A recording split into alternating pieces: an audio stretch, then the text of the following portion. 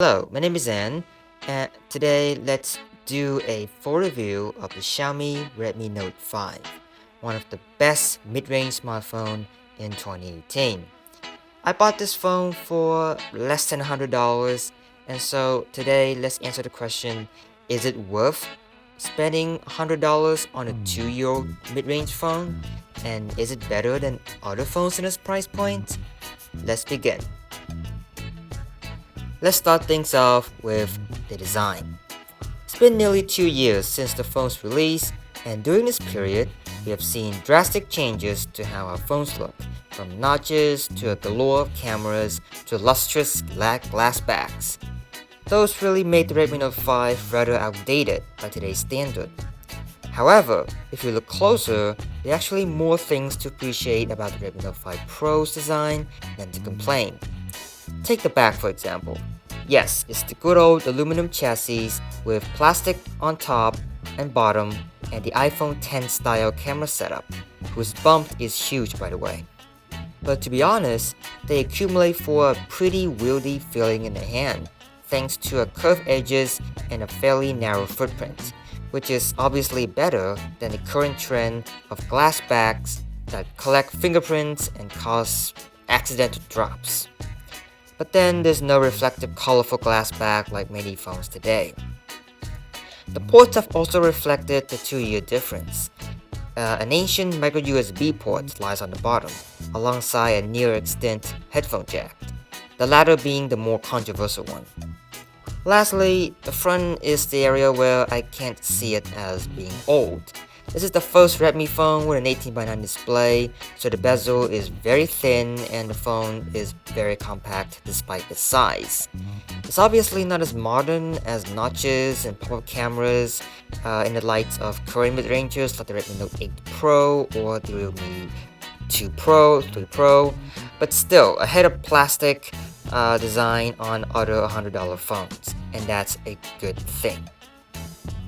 Let's talk about display. The Note 5 has a massive 5.99-inch Full HD Plus IPS LCD display covered by Corning's Gorilla Glass. This size, to be honest, is rather small compared to other mid-range phones. Heck, it's even smaller than the Redmi 8, which is not a Redmi Note with a 6.22-inch screen. But the advantage is that the Redmi Note 5 Pro has a Full HD Plus resolution, whereas other $100 phones like the Redmi 8 or the Realme C2 only give you HD Plus resolution at best, which means the Note 5 Pro wins when it comes to sharpness and also in other areas such as brightness and contrast. The brightness is also one of the phone's strong points among other competitions, then and now, and the contrast is also equally good. There is one small problem though, the noticeable blue tint, which makes everything turn out colder than usual. But to be honest, this display will still give you thrill when it comes to watching Netflix, YouTube, etc. Alright, let's turn to the more interesting question. How does the Snapdragon 636 in the Redmi Note 5 Pro and the Adreno 505 hold up today? Short answer, absolutely fine. Everything I do on this device, including social media and messages back and forth, homework, and a handful of games from PvZ Heroes to PUBG, is easily handled with no sign of soldering or warming up. That is also attributed to the 14nm technology. With PUBG, even though I do have to turn down the graphics to sort of make the frame rate a little more consistent, the gameplay overall is smooth and absolutely handled with no problem. The only problem here that I've noticed is the 4 gigs of RAM situation. If you get the 6 gigs of RAM variant, it's going to be okay, but the 4 gigs of RAM, which costs around $100 as I mentioned, is a bit of a different story though, as MIUI already takes up half of its amount, and with apps gradually getting more memory consuming, it's safe to say that reloading apps is a norm in this device, on both MIUI Global and EU that I tested. That being said, this is a $100 phone, And if you stack it up against other phones, which mostly have 3 gigs of RAM at best, like the Redmi 8, etc., the Note 5 still reigns supreme. Additionally, the 64 gigs of storage is adequate for most users, and the expansion via microSD card is icing on the cake. It's still adopting the older eMMC storage type though, so expect slower transfer speed than newer UFS adopted phones. Alright, let's turn our attention to cameras. The Note 5 supports a dual camera setup consisting of a main 12-megapixel f2.2 camera and a 5-megapixel depth sensing camera. Obviously, there's no fancy ultra-wide or telephoto lens to be found here. But how does the main sensor perform?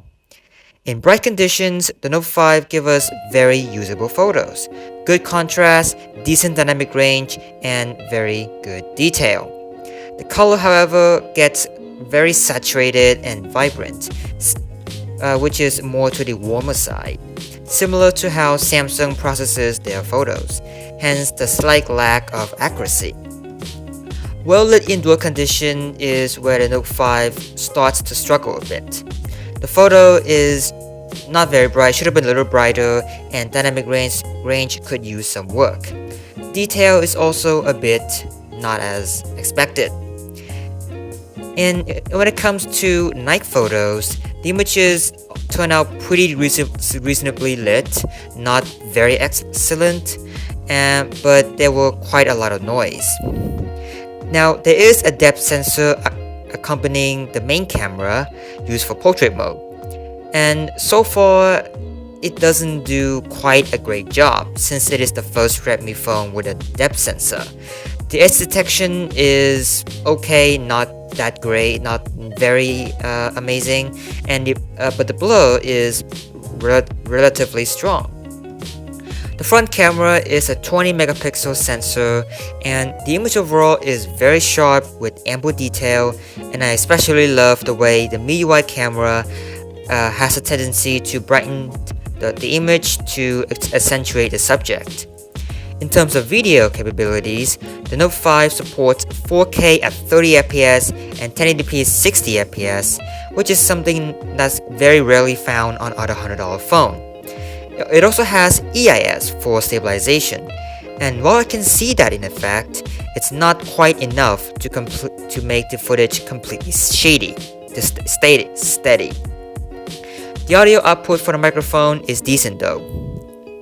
Overall, the camera on the Note 5 is very good in 2018, and in 2020 it still holds up pretty well. However, if you want a much better photo, much better in every way, you should definitely go for Google Camera, as it has a much better HDR Plus functionality. Let's talk about battery life. This is probably the Note 5's strongest suit compared to other phones. Its humongous 4,000 mAh battery easily gets me through a day and a half with moderate usage. And according to my screenshot that I took, it can last from 7 to 8 hours of on-screen time with heavy social media and occasional gaming. And to top it all off, the Quick Charge 2.0 support means that it can go from 0 to 100% in roughly less than 2 hours, which is not impressive since it is 18-watt charging, but it is adequate enough. However, the charger that you get in the box is actually not fast charging, so you do need to get an 18-watt charger from online to take it to the full potential. Let's touch down a little bit on software. The Note 5 is running on the latest version of MIUI 11, based on the slightly older Android 9 Pie. With MIUI 11, I can say that it's not as well optimized as MIUI 10, because it's still an early version, and of course there's still more updates to come. But overall, I can say that MIUI 11 still does a pretty good job in optimizing its software to both newer phones and older phones. Now I do want to talk a little bit about the ROM that I've been using, and that's MIUI EU. MIUI EU has been a joy to use, both with um, better, whether it's better performance, better battery life, better RAM management. It's all much better than the MIUI 11 Global.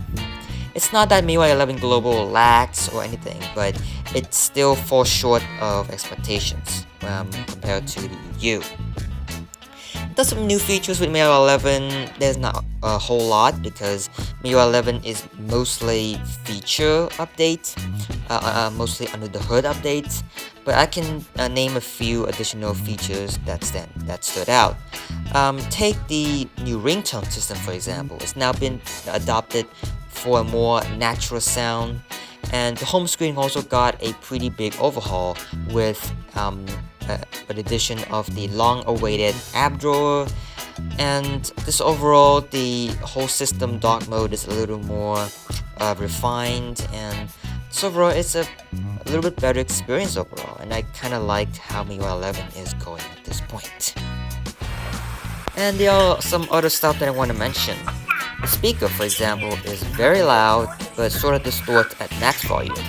The voice quality via the earpiece is very good. Wi-Fi signal is great with 5 kHz support. The fingerprint sensor is super fast, so is the face unlock. And the audio via the 3.5mm headphone jack is amazing, with clear bass and a lot of clarity.